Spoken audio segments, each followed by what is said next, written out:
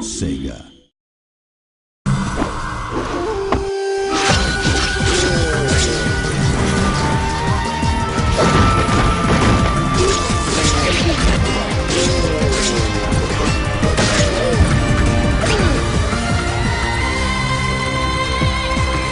If you go back in time and you kind of reflect on how the combat was in the old games, it's very basic.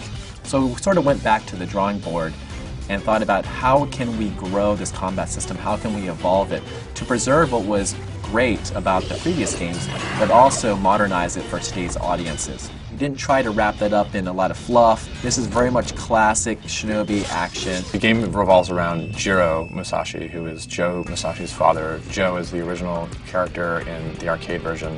One thing I loved about the old classic Shinobi games is that pattern-based gameplay. There's a larger variety of enemies for sure, but we still have that classic feel. So you can pay attention to what an enemy does and eventually get really good at defeating them. It's what fans love, and also allows us to present challenges and enemy combinations that become more difficult for the player as they progress through the levels.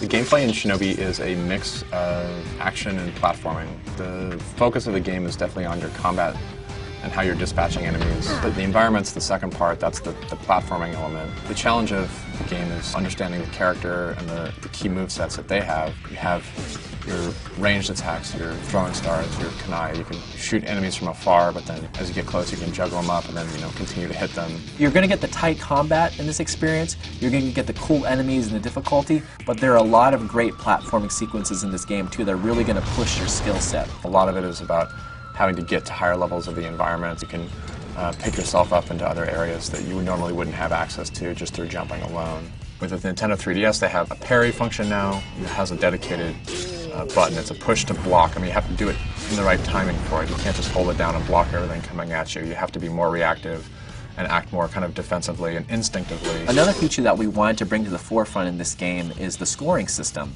The old versions of the game also kept track of score, but it's fundamentally more important in this version of the game. Going along with the scoring system, we have what's called a multiplier system in the game. If you keep killing enemies, your multiplier goes up and that affects your score.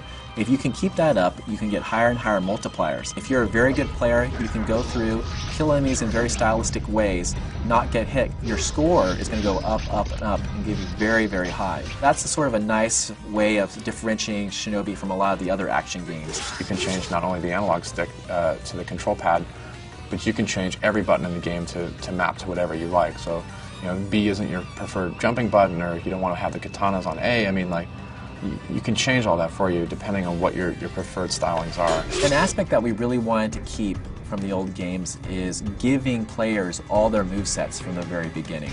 We didn't want a situation where you'd progress through the game and you would unlock a move and then you'd progress on, you unlock another move.